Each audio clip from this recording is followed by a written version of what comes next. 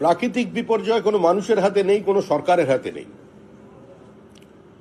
আজ উত্তরবঙ্গের যে মর্মান্তিক দৃশ্য, যে উদ্বেগজনক দৃশ্য আজকে আমরা দেখছি সকাল থেকে, তাতে উত্তরবঙ্গ কতটা পিছিয়ে পড়েছে, কতটা বঞ্চিত, এবং গত 14 বছরে কার্যত উত্তরবঙ্গের নিকাশি ব্যবস্থা, উত্তরবঙ্গের ইরিগেশনের মধ্যে কোনো মৌলিক পার্থক্য বর্তমানে সরকার আনতে পারেনি। অতিবৃষ্টি হতে পারে, ভুটান থেকে জল আসতে পারে, নদী ভাঙন হতে পারে, কিন্তু বিভিন্ন উত্তরবঙ্গের জেলা শহরের মধ্যে যেভাবে জল জমছে, তাতে এটা পরিষ্কার যে এই সরকারের পরিচালিত বা দখল করা মিউনিসিপ্যালিটিগুলো, তারাও যে সম্পূর্ণ এতে ব্যর্থ, সেটা মানুষের সামনে পরিষ্কার।